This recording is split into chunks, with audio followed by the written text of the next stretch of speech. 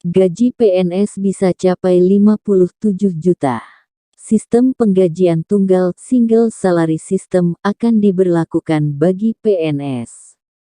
Sistem ini disebut lebih memihak aparatur karena bersandar pada standar kelayakan hidup. Dari simulasi sederhana, gaji PNS tertinggi bisa mencapai 57 juta rupiah per bulan. Sedangkan gaji terendah 4 juta rupiah. Sistem penggajian tunggal ini mengakumulasi semua jenis pendapatan PNS. Sistem ini didasarkan pada bobot atau grade nilai terhadap kinerja jabatan. Hal ini dinilai lebih baik dari sistem penggajian yang berlaku saat ini. Karena sistem penggajian PNS saat ini terdiri dari jabatan, kinerja, grade dan step.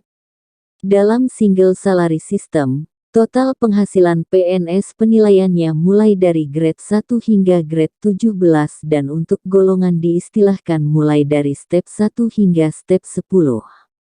Contohnya, untuk PNS golongan tertinggi yang masuk grade 1 step 10, gaji bersih minimal sekira 5,4 juta rupiah. Sedangkan PNS yang menempati grade 17 di step yang sama, maksimalnya bakal menerima penghasilan bersih hingga 57,2 juta rupiah. Tiap grade dan step bakal meningkatkan besaran gaji dari hasil kinerja seorang abdi negara. Jadi sistem penggajian tidak lagi berdasarkan pangkat dan golongan, tetapi didasarkan pada bobot dan grade setiap PNS. Jika diterapkan sistem ini akan membangkitkan semangat kerja para ASN. Seseorang yang menginginkan gaji besar harus giat dan lebih semangat bekerja. Kalau kinerja baik, maka gajinya juga baik. Demikian sebaliknya, kata Deputi SDM Kemenpan RB, ketika ditemui di kantor Kemenpan RB. Penerapan Single Salary System hingga kini masih dibahas lintas kementerian, yakni Kementerian Pendayagunaan Aparatur Negara dan Reformasi Birokrasi Kemenpan RB dan Kementerian Keuangan Kemenkeu. Penerapan Single Salary System masih dibahas ya. Juga belum ada hasil perkembangannya, sebutnya. Dikatakan, PNS harus bisa bersabar. Karena semua yang berhubungan dengan wacana kenaikan gaji, tunjangan dan lain sebagainya masih dalam pembahasan dan akan secepatnya bakal ditetapkan, seperti yang sudah disampaikan sebelumnya, payung hukumnya masih belum diketuk. Jadi sabar saja, yang pasti menurut Pak Menteri untuk kesejahteraan PNS akan lebih ditingkatkan, ujarnya.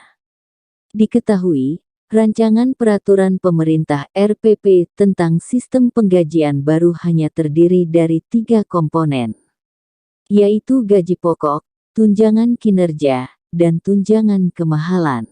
Gaji pokok ASN semuanya sama dan tidak ada bedanya antar instansi pusat maupun daerah. Yang menjadi pembeda adalah tunjangan kemahalan dan tunjangan kinerja. Menanggapi hal tersebut, Setiawan mengatakan, saat ini pihaknya terus menggodok masalah kenaikan gaji. Kalau kenaikan berkala untuk menyesuaikan dengan kenaikan inflasi, terus jalan pembahasannya. Tapi untuk kenaikan yang lain belum ada, tuturnya. Disinggung gaji bulan ke-13, Setiawan mengaku belum ada petunjuk teknis penyaluran gaji 13. Hingga saat ini belum ada petunjuk teknis penyaluran. Namun kalau sudah ada, pasti secepatnya diturunkan ke daerah-daerah juknisnya dan segera disalurkan. Mengingat wacana kenaikan gaji juga masih sementara dibahas. Dan itu juga harus disesuaikan dengan APBN sebutnya. Skenario lain jika sistem baru belum diberlakukan tahun ini, otomatis sistem lama berlaku. Hitungannya pun sama, termasuk rapel kenaikan gaji. Jika diasumsikan dicairkan pada Mei atau Juni nanti, maka rapel kenaikan gaji sebesar 6% akan dikalikan 6 bulan, ditambah gaji bonus. Misalnya PNS dengan gaji pokok Rp2.465.900, kenaikan berkalanya Rp2.613.854 dengan kenaikan 6%. Dengan selisih gaji sebelum dan sesudah kenaikan sekira Rp147.954, maka jika dirapel selama 6 bulan akan diterima sebesar Rp887.724. Ini belum termasuk dengan tunjangan anak, dan lain sebagainya. Sebelumnya, Menpan RB meminta agar PNS yang mengharapkan kenaikan gaji untuk bersabar, sabar saja dulu. Kita tingkatkan terus kinerja kita, biar masyarakat menilai. Kalau kinerja kita sudah bagus, wacana kenaikan gaji bakalan terrealisasi secepatnya, terang Menpan. Menurutnya, Presiden Jokowi dan Wapres menargetkan tahun pertama, penghematan anggaran negara sebesar Rp100 triliun.